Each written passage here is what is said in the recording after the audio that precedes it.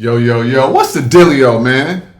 Listen, you already know I got a straight banger for you today, all right?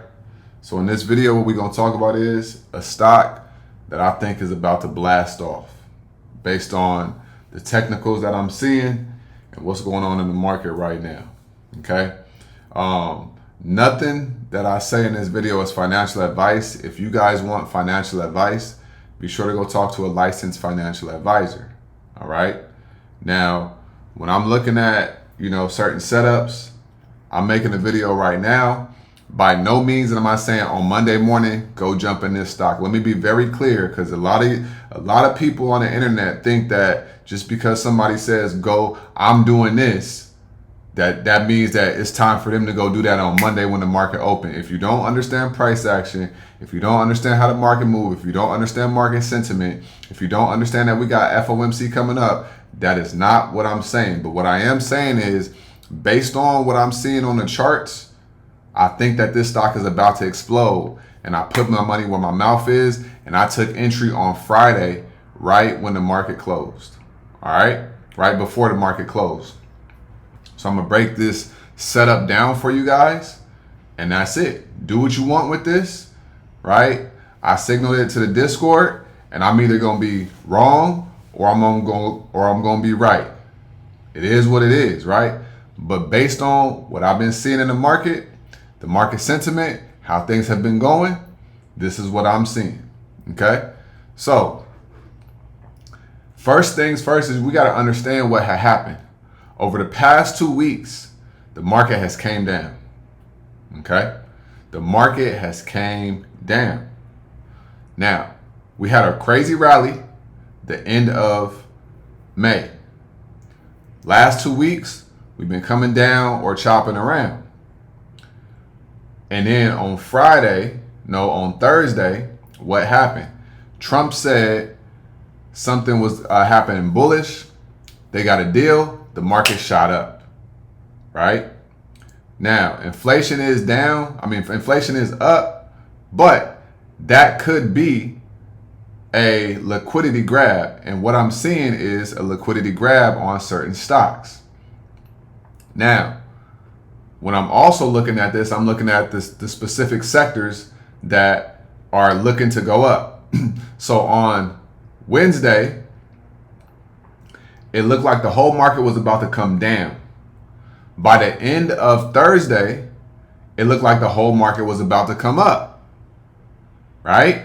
Now, what that did was, on the weekly time frame, now we're starting to see bounces on the weekly time frame. We're starting to see bottoms. We're starting to see fail two downs. We're starting to see bullish 3 bars, which means that there's bullish momentum. There's buyers stepping in as of this past week.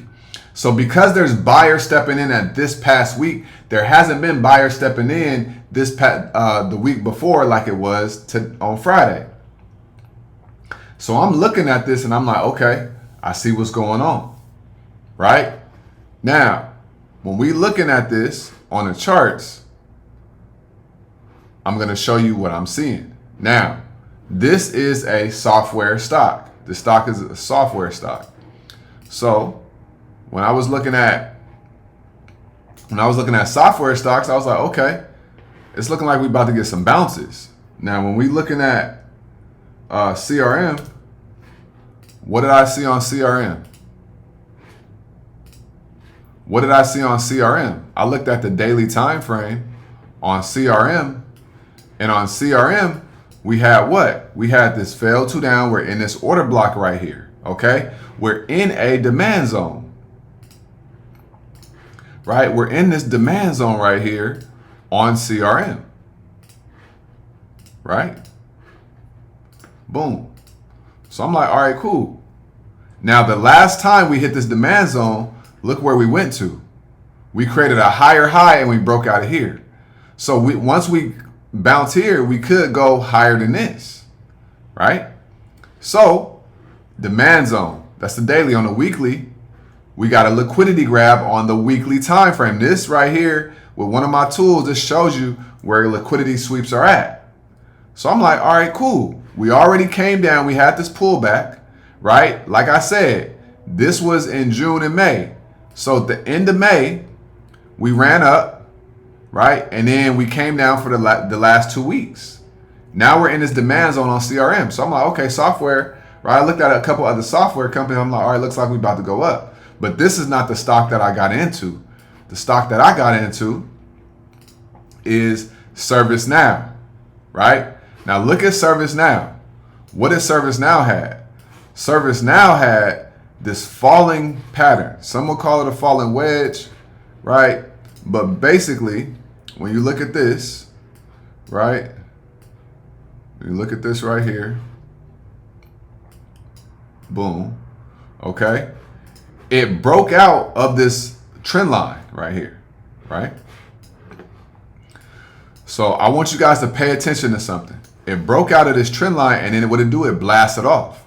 Where did it blast off to, y'all?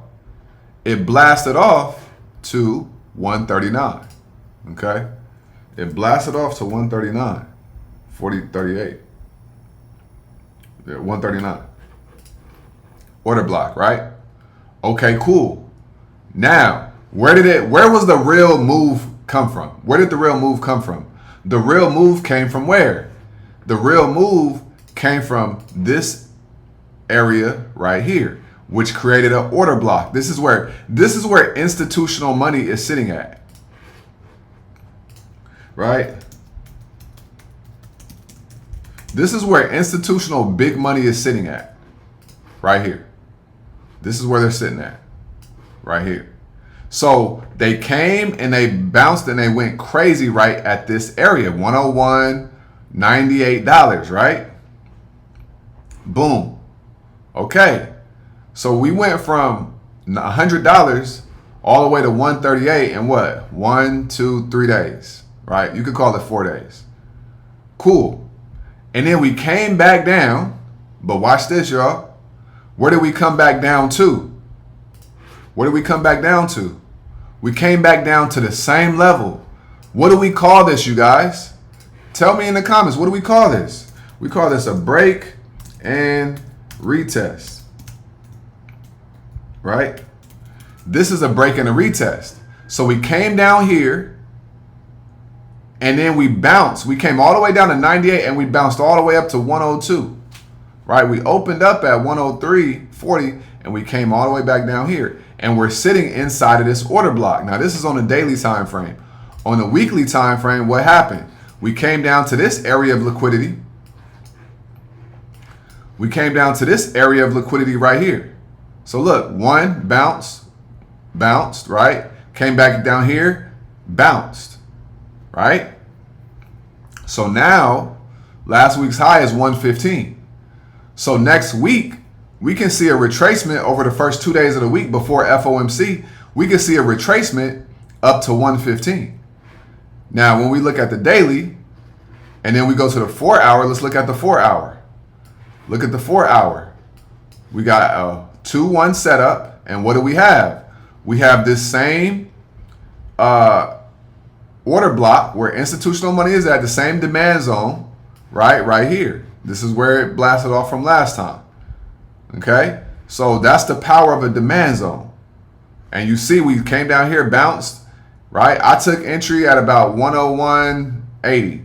That was where my entry was, right here. So we could potentially catch the bottom. I got in right before the market closed on Friday, which was yesterday, right? So now, right here. Now when we looking at it, we got 115 right here is last week's high. But what else do we have on the daily? Once we get above this 105, this 104, 105 area, we have nothing but room until what? Right there, 109, 110. And then last week's high is 115.